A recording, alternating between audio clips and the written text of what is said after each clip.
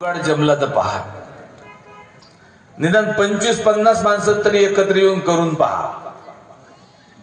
काय आहे का आपली धुऱ्यात जमीन लय चालली आहे. 20-20 फुटाचे धुरे आहेत आणि त्याच्यासाठी भांडणं आहे. भावाचे भांडणं आहेत. हे जर करता आलं, जर त्याचं कारण तुम्हाला सांगतो, तुमचं जे शेतीचा जो खर्च आहे ना, कॉस्ट ऑफ कल्टिवेशन ज्याला आपण म्हणतो, वाहिनीचा खर्च जो आहे, हा जर 50 लोक एकत्र येऊन जर शेती करत असतील तर हा डायरेक्ट 60% कमी होते. डायरेक्ट 40% तरी कमी होतेच होते. कारण औषधाचे रेट आहे. जे औषध तुम्ही 1000 रुपयाचं आणता ते कंपनीतून फक्त 50 रुपयातच बाहेर पडते राजे. आम्हाला माहिती आहे हे गोष्ट, कारण आम्ही पण BSc ॲग्रिकल्चर आहे. आमचा अजय गिलचे ताई मग सांगत होते, आम्ही सोबत ॲग्रिकल्चरले होतो. तर म्हणजे आता मला काही फार ॲग्रिकल्चर मधलं येत नाही, कारण लय दिवसचे गॅप पडलेला आहे. तुम्ही मला विचाराल का बा कोणचा फवारा मारू आंब्यावर, तसं काही नाही.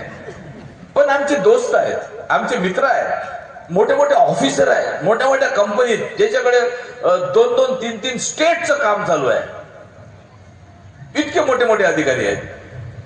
ते सांगतात ना आम्हाला, हे रात्री बसलो म्हणजे गप्पा करायला बसलो तर ते सांगतात आम्हाला सगळं की असं असं आहे, हे कंपनीचं हे आहे, इतकं आहे. म्हणजे आपली उद्या जमलं तर एखादा ॲग्रो सेंटर टाका ग्रामपंचायत तर्फे एखादा ॲग्रो सेंटर टाकलं ना तरी आपले बरेच पैसे बचू शकतात. बऱ्याच गोष्टीत खतात असेल, बियाण्यात असेल, फवारणीत असेल, जे पैसे वाचू शकतात. तर असे काही आणखीन एक, म्हणजे भलेही या 100 कलमी कार्यक्रमात हा कार्यक्रम नसेल, पण हा एक उपक्रम तुमच्या नावानं जोडला जाईल, या मोरगावांच्या नावानं जोडला जाईल आणि तुम्हालाच त्याचा फायदा होईल.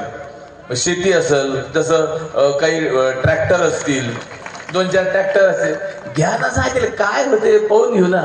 सगळे मिळून जर काम केलं त्याचा एक आनंद इतका वेगळा येते, तुम्हाला सांगतो. आम्ही सगळे आता आमच्या घरी पण आहे प्रॉब्लेम म्हणजे आमच्या घरी पण आम्ही सगळे मिळून काम करतो. मी आणि बायको, हो मी बायको, आम्ही दोघं मिळून काम करतो.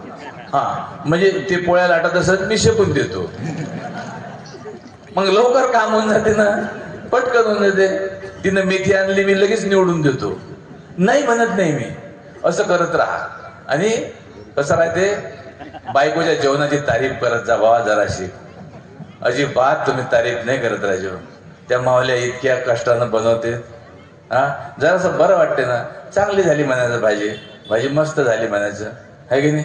म्हणजे पहा, मी एका मित्राला सांगितलं, म्हटलं बायकोच्या जेवणाची तारीफ करत जाईल का, बायको किती कष्टानं करते. तो आला साध्या 3ऱ्या दिवशी, म्हणजे साध्या वांदे झाले म्हणे माझ्या घरात, माझ्या जांगडबत्ता झाला म्हणे. म्हणलं काय झालं तुले, म्हणजे तुला सांगितलं म्हणे बायकोच्या जेवणाची तारीफ कर, आमचं साहायचं भांडण झालं म्हणे जोरदार. म्हटलं काय केलं, तुला केली नाही तारीफ केली ना म्हणे. म्हटलं तारीफ केल्यावर कायचं भांडण झालं.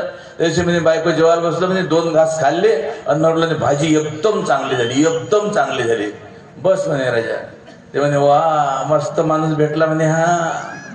इतक्या दिवसापासून मी भाजी करून राहिलो, एका शब्दानं तारीफ नाही केली म्हणे. आज शेजारकडून भाजी आणली तर लगेच तारीफ करून राहिले म्हणे. तसं नका करू, विचारून घ्या कोण केली तर मग तारीफ करा. नाही तर भारत कोण सांगायला तारीफ करा. तारीफ केली पाहिजे एकमेकाची.